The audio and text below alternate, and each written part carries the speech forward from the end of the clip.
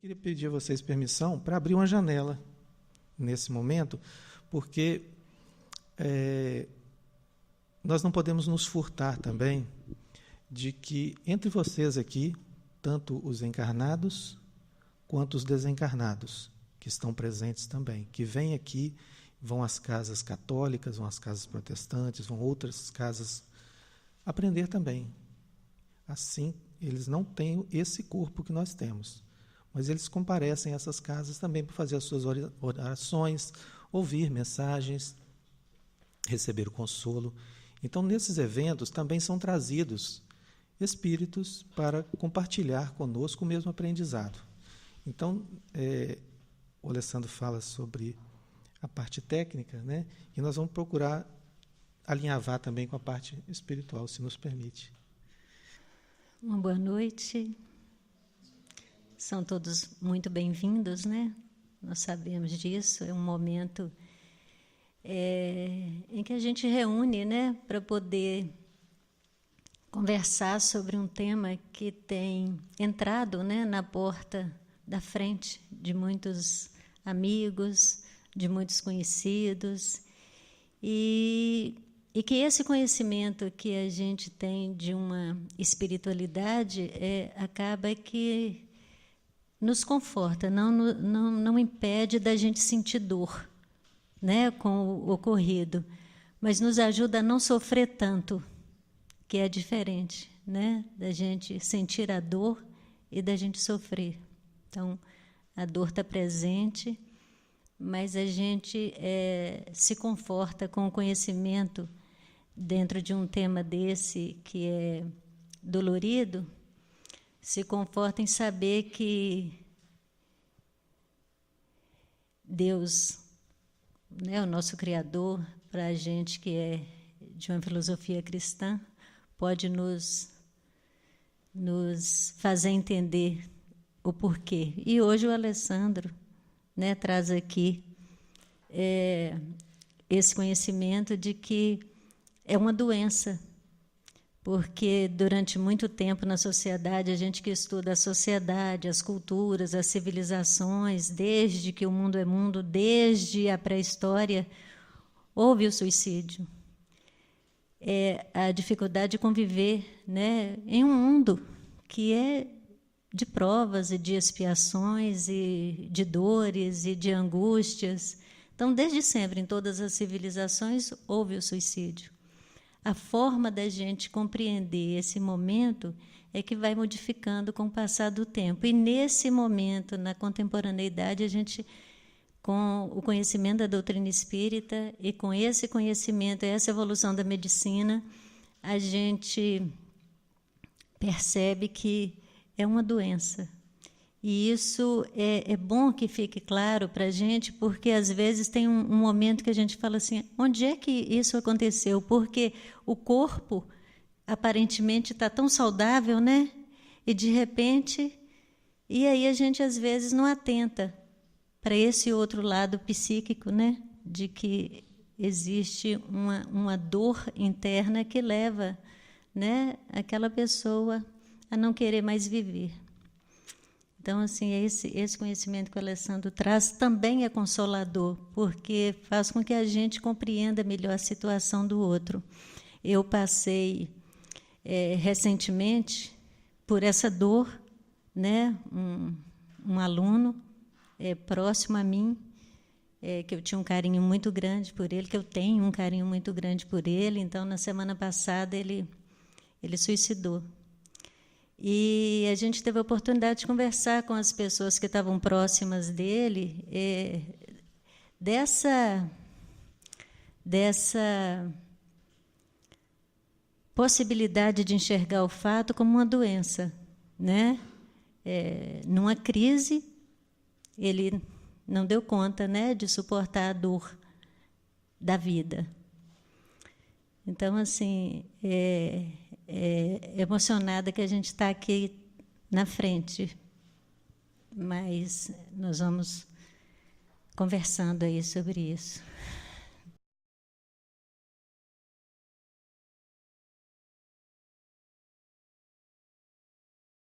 Ô Flávia, quando a gente não acredita em reencarnação. Para mim, enquanto médico, isso não muda nada. É uma vida que se perde ali. Se eu vou acreditar que aquela vida se perdeu para sempre, se eu sou uma pessoa que não tem nenhum tipo de fé, ou se eu sou uma pessoa que tem uma fé que não engloba a reencarnação, que eu vou acreditar que aquela pessoa acabou ali e como ela cometeu um ato que é uma ofensa a Deus, ela vai para o inferno. É a dogmática, né, dos dogmas das igrejas cristãs, católicas e protestantes é essa. Ou se eu sou espírita e eu acredito que a esse espírito será dado em outro momento o direito de tentar novamente. É uma concessão que Deus faz a nós, por amor. Isso não muda para mim enquanto médico. É sempre uma dor, como a Edileira disse. Ela perdeu um aluno, ela é espírita, mas é uma dor muito grande. Porque a gente entende que o processo de viver aqui traz dor. Muitas vezes um sofrimento, porque a gente permanece nessa dor sem entender, e acaba provocando um sofrimento continuado. A compreensão de que existe uma doença física, que existe uma alteração no seu cérebro, que leva pessoas a cometerem suicídio num grau de desespero e de angústia, traz alguma compreensão. Mas fala isso para uma mãe que perdeu um filho, se isso vai fazer alguma diferença para ela. Então, se você não acredita em reencarnação, se você acredita num Deus que não vai conceder uma outra chance ou não, nos atendo à dor do momento aqui, ela é sempre a mesma, é a perda de alguém. Né? O Espiritismo, a mim, traz um alento. Acreditar que Deus é justo e que Deus é bom e que a reencarnação existe é acreditar que Deus vai me dar uma outra chance, mesmo que eu tenha cometido esse equívoco de tirar a minha própria vida. Então acaba sendo uma coisa que consola, que é a proposta formal do Espiritismo, de ser o consolador para nós. Aí eu estou te dando uma resposta como médico e como espírita. Para mim, acreditar na reencarnação consola, não só nessa questão da dor do suicídio, da perda de alguém pelo suicídio, mas de uma forma global é um consolo saber que Deus faz por amor e concede a nós outras tantas quantas oportunidades, quantos forem as que nós precisarmos. Não tem conta para isso. Cada um com a sua própria necessidade. Posso também dar uma opinião? É bom assim que fique claro para todos nós e para quem não é espírita que o propósito também desse encontro não é ser um encontro de espíritas. Quando a gente fala de espiritualidade, a gente fala da nossa percepção da vida de uma forma mais espiritualizada, quer dizer, de uma forma mais carinhosa, de uma forma mais... Porque, às vezes, a gente é tão pragmático, tão racional, que a gente pensa, é isso e aquilo e pronto. Então, assim, a proposta desse encontro, quando a gente traz a ciência e a espiritualidade, é mais no sentido de como é que eu, enquanto profissional, nesse caso agora, hoje o Alessandro, nós já discutimos outras áreas da ciência aqui, como é que eu, com um conhecimento mais espiritualizado, eu posso contribuir para um mundo melhor? Então, é mais nesse sentido. Então, não é só no sentido reencarnacionista, mas no sentido dessa vida mesmo. De que forma que eu posso, com conhecimento mais espiritualizado, contribuir com um mundo melhor para as pessoas que nos cercam. Está bem?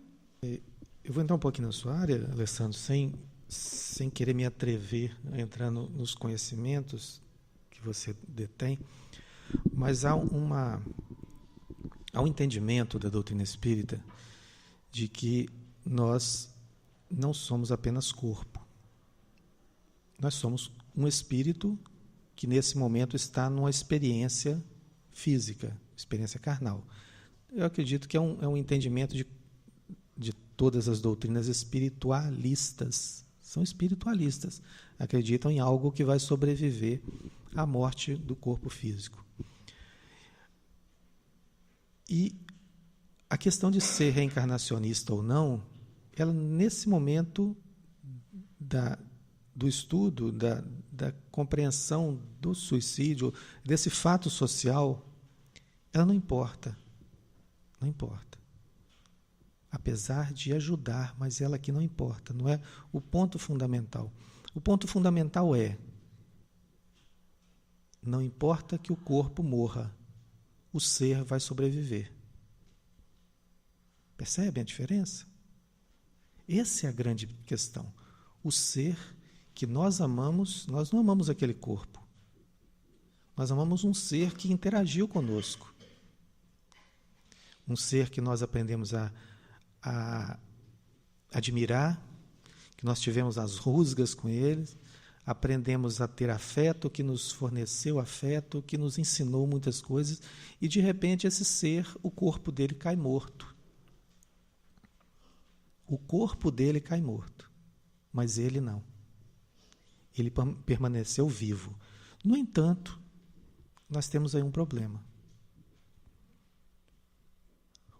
O fato de haver uma separação não quer dizer que com isso o sofrimento dele se extinguiu. Porque algo o levou a tomar aquela iniciativa de tirar a própria vida. Então, permanece ainda a doença moral, doença sentimental, a doença que o levou emocionalmente a praticar aquele ato. Mas brevemente ele percebe que não foi a solução. Dentro da sua lucidez possível, ele vai perceber que não foi essa a solução. Porque a angústia não encerra. Por isso, é importante esse conhecimento que a doutrina espírita dá no passo além das outras doutrinas que são respeitáveis também, porque muitas acreditam que dali ele parte para uma punição divina, porque rompeu com o tratado, e eterno, né? Rompeu com o tratado que existia entre a divindade e ele. Ele rasgou o contrato, então vai ser punido. E não é assim que Deus trabalha. Deus é Pai, assim como Jesus, o nosso guia e modelo, nos prometeu que nenhuma ovelha do Pai se perderia. Se nós passarmos para esse princípio de que vai direto para uma zona de sofrimento, seja ela qual for o nome que nós queiramos dar, nós estamos querendo necessariamente dizer que Jesus se enganou. Eu não me atreveria a dizer isso. Se ele falou que nenhuma das ovelhas que o Pai o confiou não vai se perder, quer dizer que pode levar tempo para tratá-la, para ampará-la, para esclarecê-la, mas ele vai recuperar.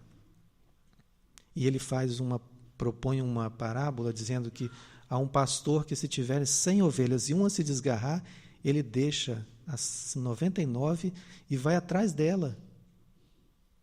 Vou pedir permissão a vocês de usar um termo pesado aqui.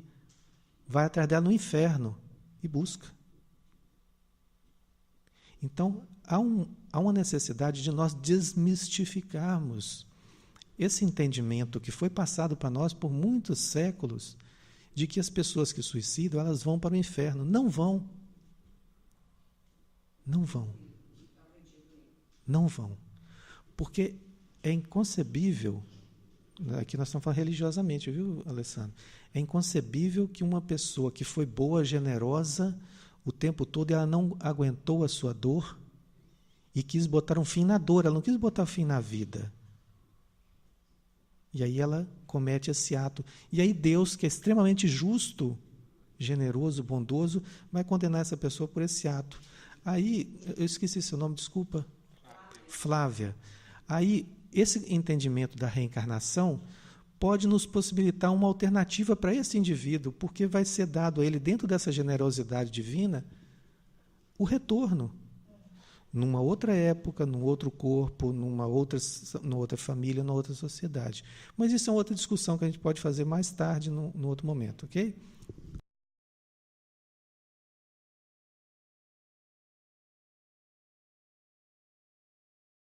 O suicídio, não. A depressão, sim. A depressão, ela é uma doença de herança poligênica, hoje já é estabelecido. vou explicar. A depressão é uma doença de uma herança poligênica. Você tem muitos genes associados à possibilidade de eu deprimir ou não, depende do que eu herdei do meu ambiente familiar. Quanto mais genes eu tiver, as chances que eu tenho de desenvolver depressão são maiores. Você pode fazer uma pesquisa genética hoje e mapear os genes que nós já conhecemos, partindo do princípio que tem alguns que a gente nem conhece ainda. Então, você pode estabelecer, em alguns pacientes, que a herança genética é muito preponderante. Mas isso é um gasto de dinheiro desnecessário, porque o tratamento é exatamente o mesmo, se a sua herança é genética ou se você tem uma depressão reacional. Então, vamos dividir para você entender o seguinte. A depressão reacional, aconteceu alguma coisa no mundo, fora de mim, e eu reagi. Então, ela é a depressão que está fora de mim, ela é exógena, a causa, e eu reagi.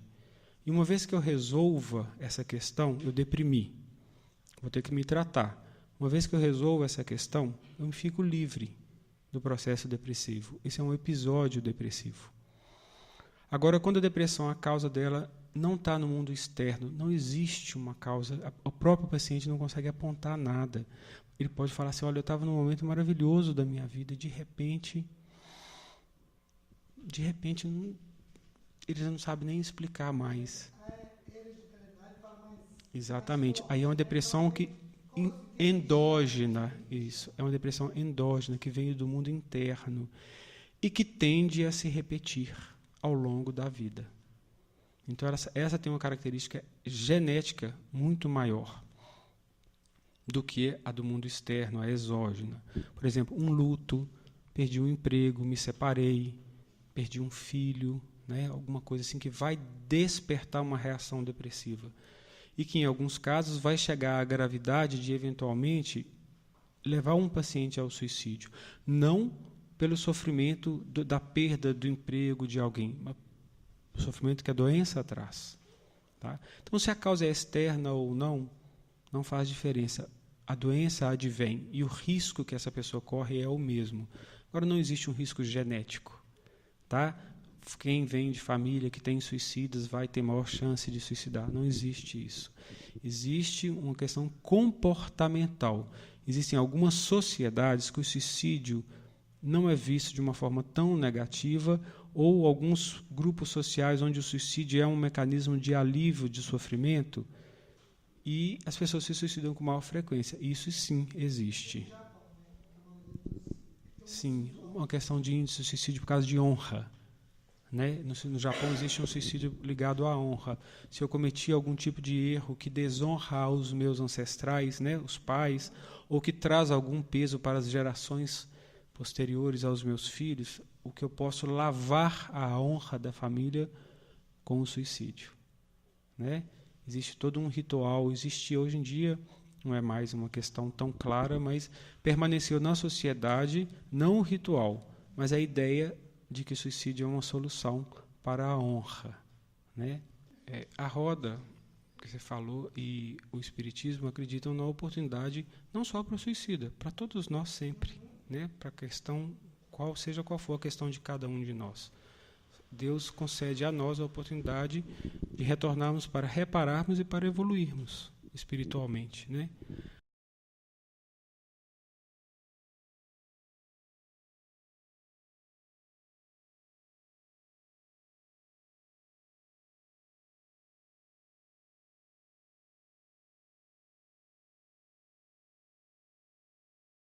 São duas abordagens diferentes, né? Se você for levar isso para o lado médico, as palavras desdobramento não vai nem existir. Esses são termos da doutrina espírita, né? O que vai existir são delírios e alucinações. O termo técnico para a área médica é para a área científica. É uma criança que pode ter sintomas depressivos com uma gravidade tal que ela tem sintomas psicóticos, alucinações e delírios. Na parte médica, ela será tratada como tal. Tá?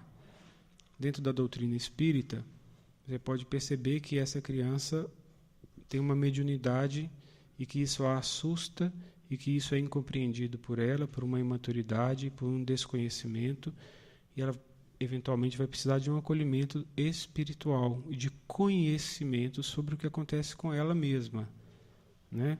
Não só uma criança, poderia ser um adulto também, né? Que desconhece a própria mediunidade e que teme a própria mediunidade. Então, as abordagens elas serão diversas, de acordo com as áreas que você procurar como auxílio. Se você procurar uma igreja católica, se você procurar uma igreja evangélica, eles vão trabalhar com orações, né, para afastar demônios, né, que a gente chama de maus espíritos, espíritos ainda pouco evoluídos que estão nos atrapalhando. O nome que cada religião e cada formação religiosa vai dar para isso muda, mas estão todos se referindo à mesma coisa, né? Influenciações que nós sofremos de entidades, a gente vai dar o nome que quiser, de acordo com a religião, que pertencem ao mundo espiritual, né? E cada um vai lidar com elas de formas diferentes, né?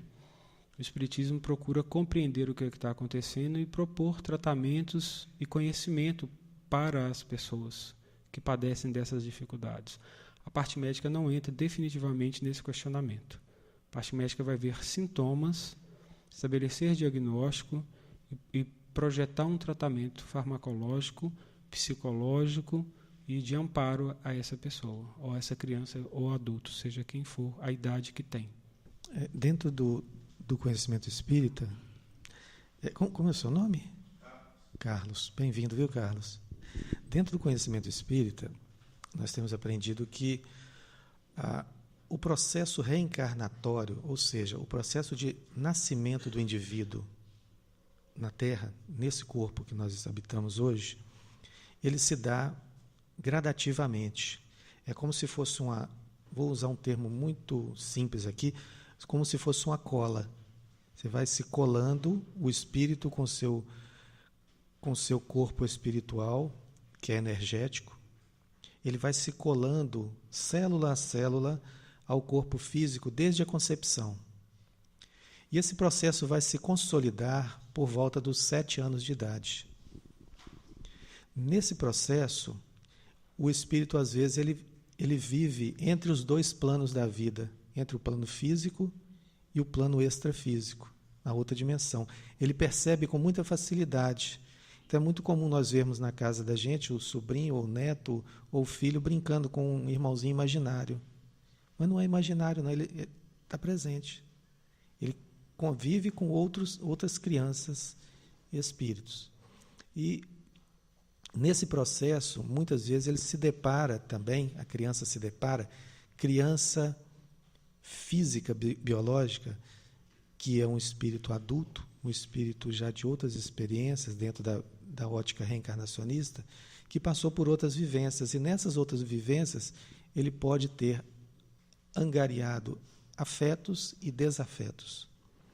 Então pode acontecer que nesse processo dele reencarnar, alguns desafetos, em continuando desencarnados, continuando como espíritos, eles queiram se aproximar dessa criança e levá-lo de volta, porque querem se vingar, querem assustá-la, querem desestabilizar um grupo familiar. Então, provocam essa influência sobre ele. E pasmem, esses fatos são muito mais comuns do que nós possamos imaginar.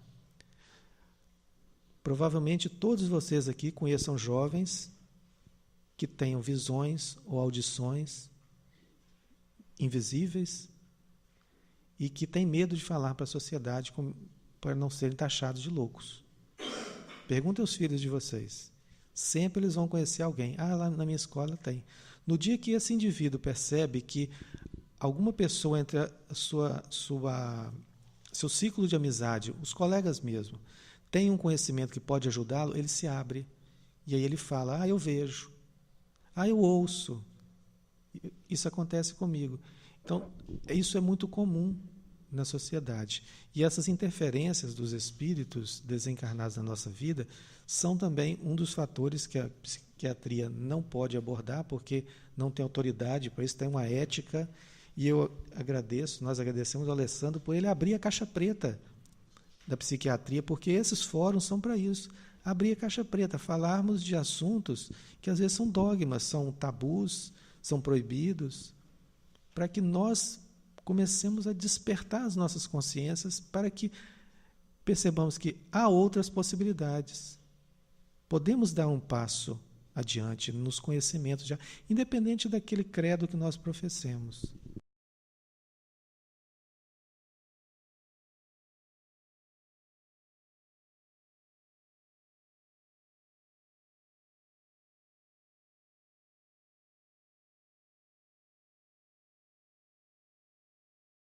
Você falou de a gente criar expectativas e ficar frustrado ao não conseguir determinadas coisas. Positivamente. Sim. Depois, negativamente, a pessoa, por mais que ela vença, ela se sente incapaz, ela se sente derrotada. Né? Seriam duas coisas. Sim, duas possibilidades.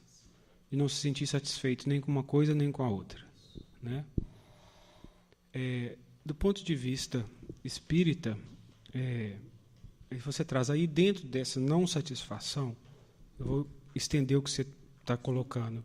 Aí o suicídio surgiria como uma opção. A vida é uma merda mesmo, entendeu? Então deixa eu tirar, abreviar isso, né? Vamos dizer. Em muitas culturas, isso é aceitável, é entendido como um direito das pessoas. Na Grécia mesmo, e até mesmo os filósofos históricos, chegavam à velhice, eles achavam a velhice um fardo, eles se suicidavam na velhice. Sim. Porque ali a pessoa já não tem mais condição. Era a compreensão. Se satisfazer. Sim. Mas aí fica essa ideia de que a satisfação passa sempre pelo que eu desejo. Eu tenho que ter todos os meus desejos satisfeitos, porque senão não serve. Né? É uma questão bem egoísta, né? Um orgulho bem grande, uma vaidade sem tamanho, né? Eu sou o centro do universo. Se eu não estiver satisfeito em tudo que eu quero, não serve para mim. Né? O Espiritismo traz isso na compreensão do que Edileila começou a colocar, que nosso planeta é de provas e expiações. As dificuldades, mesmo que eu não seja espírito, mesmo que eu não compreenda que o planeta é de prova e expiação, eu vejo que o planeta tem sofrimentos, angústias, dores. Por que eu tenho que ser poupado delas? Por que eu tenho de especial que eu não possa passar por nenhum tipo de frustração ou dor? O que eu tenho de melhor? Né? Então, seja qual for a conduta religiosa ou moral que conduz cada um de nós, essa é uma questão que eu acho que passa mais por orgulho e vaidade. Entendeu? Saber lidar com as questões da vida é uma necessidade humana, independente do credo que cada um professa. Né? Saber lidar com as contrariedades é uma necessidade, porque elas existem, vão existir. Não existe vida isenta de contrariedade. Né? Então, se a gente cria essa expectativa de que a vida não as trará a nós em momento algum, de onde vem essa ilusão, essa autoilusão a esse ponto? Para alguns, alguma dor vem de uma carga tal que eles decidem abreviar a própria vida. E aí eu vejo você e vejo que você abreviou a vida e falo assim, nossa, por causa daquilo ali, aquela pessoa tirou a própria vida, porque eu entendo que aquilo era uma coisa fácil de se resolver, no meu entendimento aqui externo, né? E às vezes eu vejo pessoas dando conta de coisas que eu eventualmente penso assim, eu acho que eu não daria conta disso. Né? Então, a cada um é dado o que cada um dá conta. Né? O que Jesus traz como ensinamento, um conhecimento cristão que exerce uma função exterior ao Espiritismo, que é um conhecimento cristão, a todas as doutrinas cristãs, é que Deus não coloca no ombro de nenhum de nós um fardo maior do que cada um possa carregar. Então, se veio para você, pega que é seu, entendeu? E vá procurar dar conta do seu caminho. Esse é o conhecimento cristão, né? Eu vou até fazer para a sua pergunta uma abordagem mais sociológica, que é, inclusive, o que vai ser feito daqui a um mês. Né? A gente vai trazer um outro cientista, né, que vai fazer uma abordagem sociológica do suicídio. ainda pegando um gancho aqui na fala do Alessandro, se nós observarmos o momento atual da sociedade, o que tem sido passado para nós? Na mídia, na televisão, na internet, nas mídias, né? Ou, às vezes, até os valores que os nossos familiares, a sociedade, o trabalho prega para a gente, que a gente só vai ser feliz se a gente for uma pessoa de sucesso. Né? Se eu tiver um carro, se eu tiver uma casa, se eu tiver um bom emprego, se eu tiver... Enfim, essa é uma abordagem que a gente vê hoje assim, né? Uma pessoa na televisão com nível de sucesso é aquele que está com um carro, que está uma mulher bonita do lado dele, ou vice-versa, né? Que pode beber um final de semana, que tem um bom apartamento. Então, olha só, o nível que nós chegamos de cobrança de sucesso é muito grande. E aí, se nós não fizermos, no sentido contrário, um esforço para compreender a vida, além disso, a gente vai ser uma pessoa frustrada. Se nós não percebermos que existe algo além disso que a sociedade nos passa enquanto valor, a gente vai ser sempre um infeliz, porque nem sempre a gente vai conseguir, ou nós vamos usar meios para conseguir aquilo que é uma ascensão social, uma aparência, às vezes até de forma antiética, né? Não que não seja permitido a gente ter a ascensão. Eu falo que não é isso o fim da nossa vida, a finalidade da nossa vida. Então, assim, a gente tem que olhar a vida também com esse olhar. O que a sociedade, o que nós, né? Eu estou falando sociedade me incluindo todos nós, o que nós, enquanto sociedades, enquanto seres sociais, nós temos cobrado de nós mesmos em relação à vida? Para reflexão.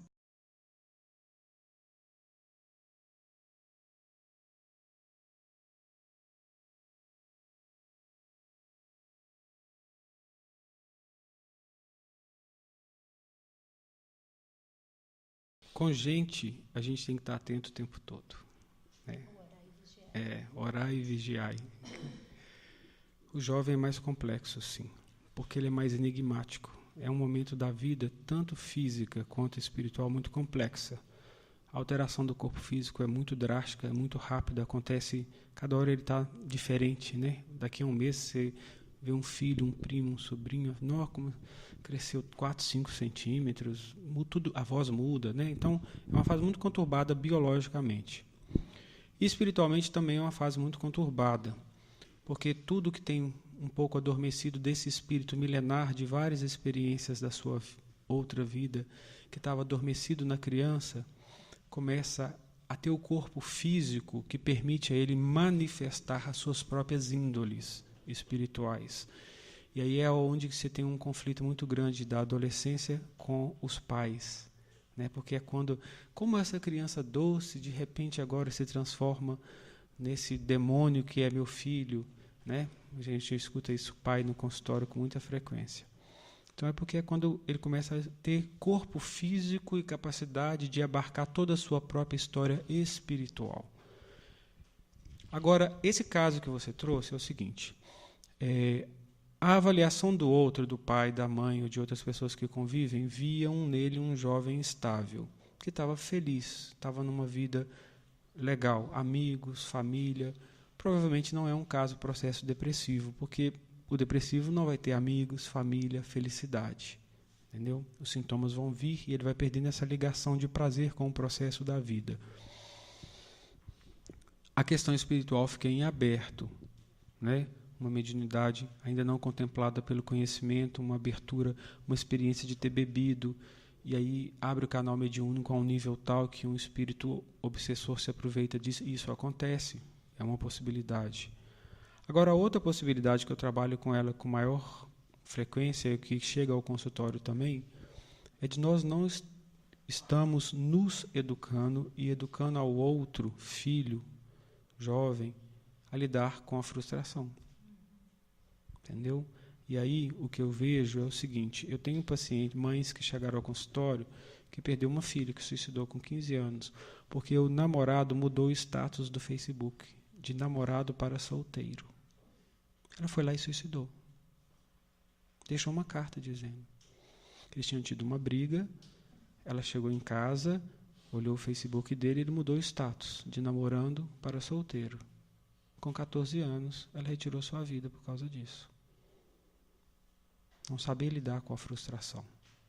Se você parar para pensar, estava namorando, até aquele momento era feliz, tinha uma estrutura familiar estável, pais presentes, atentos, uma série de outras coisas. Mas é uma outra pessoa. Por mais que o pai e a mãe sejam atentos, eles não são responsáveis pelo ato do outro. E muito pai carrega essa angústia porque se sente responsável a esse ponto. E não existe essa responsabilidade. A partir de um determinado momento, cada um faz sua própria escolha. Né? Então é muito complexo. Não dá para avaliar o caso, né? Mas eu acho que tem várias possibilidades espirituais, sociológicas, que é o que a Edilisa estava falando, e o que linka um pouco com o que você trouxe, a dificuldade de lidar com frustração, porque é uma realidade isso. Tá? E com esse advento da mídia na palma da mão, né, o tempo todo, está presente o histórico de tudo, de todos, o tempo todo, a sociedade mudou muito a dinâmica da velocidade. Aquilo que acontecia na minha geração, há 45 anos atrás, que eu, para comunicar com uma pessoa da minha família, eu mandava carta, ficava numa angústia de semana se ia responder, se não ia, e o dia de ligar para outros entes da família era o domingo, a hora que o interurbano era mais barato, e tinha a hora de ligar. Não, fulano vai ligar, é a hora. Mudou. Então, os pais tinham tempo de observar e se adaptar e projetar um campo de ação. Hoje não. As mudanças são muito rápidas, são instantâneas, estão no tempo da velocidade da luz, que é a propagação de uma informação por via de sinais eletrônicos pela internet. Né? É a velocidade da luz. Tem uma música do Gilberto Gil que conta isso, que antes o mundo era muito pequeno, o mundo humano, porque a Terra era muito grande. Hoje, a Terra é pequena, porque o mundo humano já ocupou ela toda. Né? Então, aquilo que acontece aqui vai ser sabido do lado oposto do planeta, nanosegundos. Entendeu? Então, o mundo, nós somos de uma geração, nós com mais de 40 anos, que não nos equilibramos muito bem ainda nessa realidade. E a gente pega filhos e sobrinhos e netos que dançam com essa música com muita naturalidade. E o pai não acompanha. Então, o pai estava olhando, às vezes, o mundo externo, mas e o mundo virtual? Né? Que estava ali presente também. É um dado importante.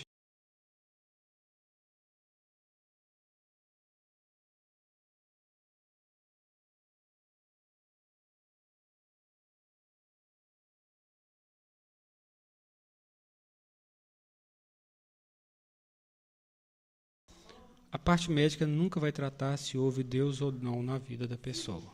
Vai tratar a gravidade do que a pessoa traz enquanto sintoma e vai medicar a pessoa.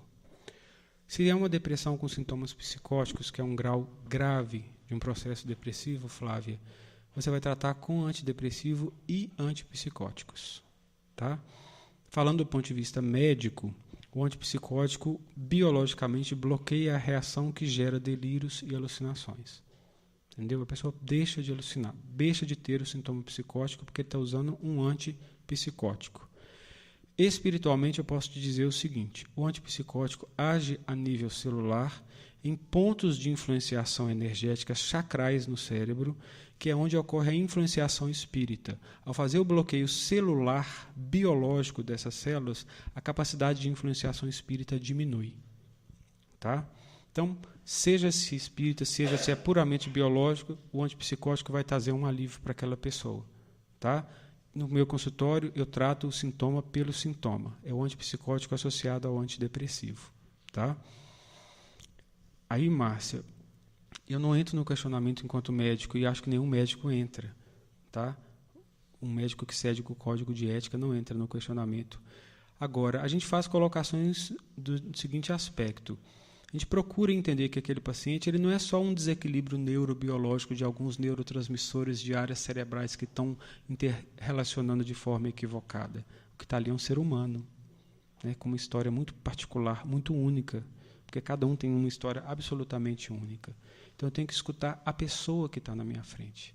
Eu não vejo o desequilíbrio, eu não vejo uma série de reações mal sucedidas ali. Eu vejo um ser humano que tem reações biológicas mal sucedidas. Eu vou tratá-la biologicamente, mas vou escutá-la, acolhê-la enquanto ser humano.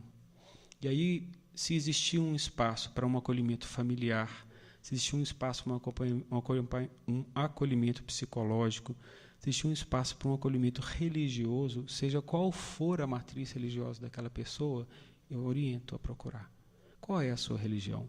Aí eu sou católico. Procure força, oferir força da fé que você já tem. É normalmente o conselho que eu dou às pessoas. Procure aquilo que você tem. Família, amigos, religiosidade. Se cerque daquilo que te faz bem, né? Eu vou fazer a parte médica. A parte da vida são outras questões. Você perguntou entre perceber o que é a tristeza natural, às vezes por um luto, né? Algumas perdas da vida aí, e até onde que eu vou perceber que isso é natural e até onde isso é uma doença. O luto é normal, a tristeza é normal. O adoecimento é quando existe a permanência além de um tempo que a gente percebe que seria o natural.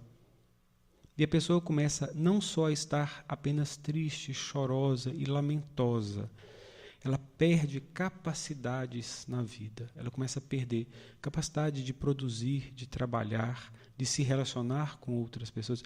Ela não está só isolada, que é o que às vezes a pessoa com luto faz. Ela perde a capacidade até de se comunicar com o outro, de conversar com o outro. O nível de isolamento não é só físico, de não ir no ambiente social. Às vezes até de comunicar-se. Então, uma certa percepção de que excede aquilo que nós, enquanto sociedade, compreendemos como sofrimento pela perda, seja essa a perda de um ente, seja essa a perda de um casamento, seja essa uma perda financeira, seja essa a perda de um emprego, porque luto a gente faz por perdas, seja ela qual for. Quando a gente entende que ultrapassa uma situação natural, a gente começa a cobrar dessa pessoa, né? E se ela não responde, a gente, no mínimo, deve questionar que tem alguma outra coisa acontecendo ali. Se existe um fator desencadeante, esse aí, uma causa externa, pode ser que desencadeou um processo biológico de estar deprimido, né? Então, isso é muito da percepção do ambiente. Por isso que aí a gente volta na percepção que ela trouxe, da gente tem que estar atento ao outro. Atento a nós mesmos e atento ao outro, né? Infelizmente, a doença psiquiátrica ainda é muito estigmatizada e muito pouco compreendida. Mas é exatamente isso aqui, ciência, espiritualidade, suicídio, é que começa a educar a sociedade, né? Essa compreensão, ela nasce dessa abertura para o diálogo. Ela nasce dessa abertura para a discussão do conhecimento e dos fatos. Porque, como a direita diz, o suicídio existe como fato desde que a história humana se registra enquanto história da sociedade humana. E aí a gente pode colocar que é uma falta de Deus, que muita gente coloca, Márcia. Eu já escutei que é falta de outra coisa também. É falta de um tanque de roupa para lavar, entendeu? É falta de problema de verdade na vida, é falta de ter o que fazer, entendeu? Eu escuto isso tudo no consultório, entendeu? Infelizmente. Então, é essa pessoa que chega e faz essa colocação, falta isso. Falta vergonha na cara de quem está doente, né? Ou seja, já não basta a pessoa estar doente, ela ainda tem que ser julgada e apedrejada e condenada, né? Então, a doença psiquiátrica carrega muito esse peso, esse estigma. Todas elas carregam, né? Porque, seja ela qual for, a primeira coisa que o outro pensa assim, está doido, né? Está no psiquiatra, só pode estar doido, né? Isso já diminuiu muito.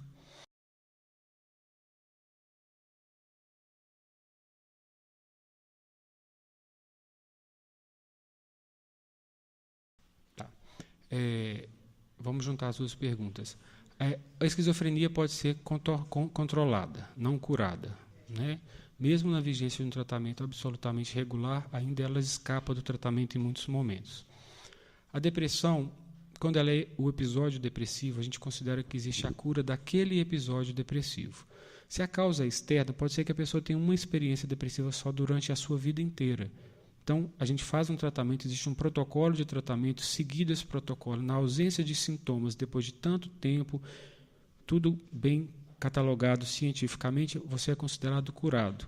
Se existe um viés genético dominante no processo, nada impede que daí a alguns anos você deprima de novo. Um novo episódio depressivo, que será tratado e que poderá ser curado também. E daí a alguns anos você pode adoecer de novo. Algum paciente que adquire, que a gente percebe que o viés depressivo vem de uma causa genética muito clara, a partir do terceiro ciclo depressivo, a gente mantém uma medicação. Uma vez curado daquele ciclo, a gente mantém um antidepressivo numa dose mínima para evitar futuros ciclos depressivos. A gente considera que é uma doença crônica, como hipertensão e diabetes são doenças crônicas. Não viciam. Antidepressivo não vicia, não gera dependência, não é tarja preta, não deixa grogue, não deixa babando, você não fica tonto, você não fica outro ser humano além do que você é. O que vicia e gera dependência e alteração de consciência são medicamentos ansiolíticos sedativos, os famosos tarja preta. Antidepressivo não é tarja preta, não altera o nível de consciência de nenhum paciente e não viciam. É um assunto tão amplo, né, complexo, assim, que a gente sabe que aqui é só assim, o despertar para a discussão. E é exatamente nisso que eu vou pontuar para a gente encerrar. Eu continuo na minha posição inicial, né, agradecida ao Alessandro assim, por ter trazido a percepção e a conscientização nesse pequeno encontro aqui de que é uma doença que leva, às vezes, ao suicídio. Então, compreender isso, que é uma crise, né, aguda que o indivíduo chega e que leva a não querer mais sofrer, a não querer mais sentir dor. Então, isso é um consolo para quem é familiar, porque, às vezes, a gente fica assim, né, ele teve um ataque cardíaco fulminante, então a gente consola. Mas quando tem uma crise grave assim que leva ao suicídio, a gente fica inconsolável, né? Então, assim, lembrar que é uma doença também.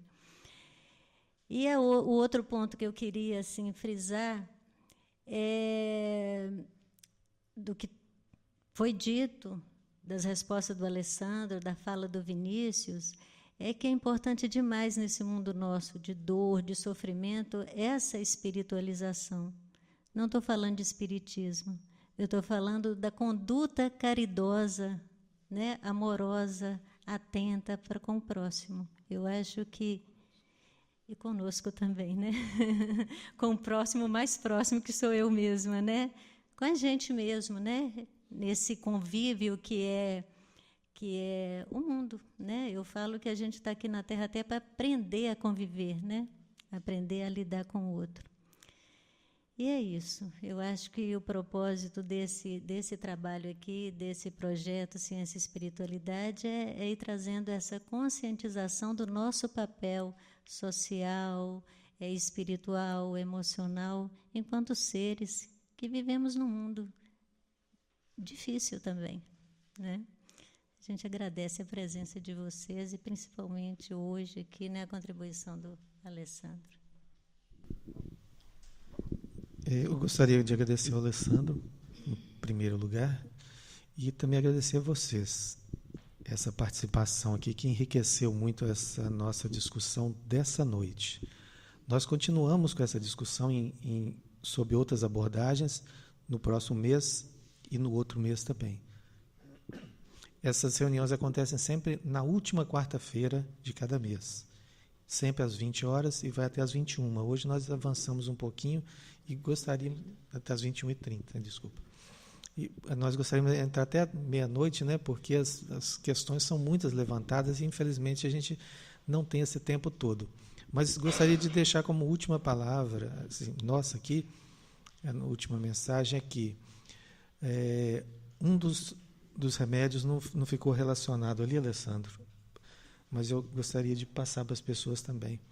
Se chama, a gente não acha ele em farmácia, não. Esse remédio se chama amor. Amem. Amem, amem, usem o coração, o bom senso, a paciência. Amem aquelas pessoas que vocês já conseguem perceber que estão passando por alguma dificuldade.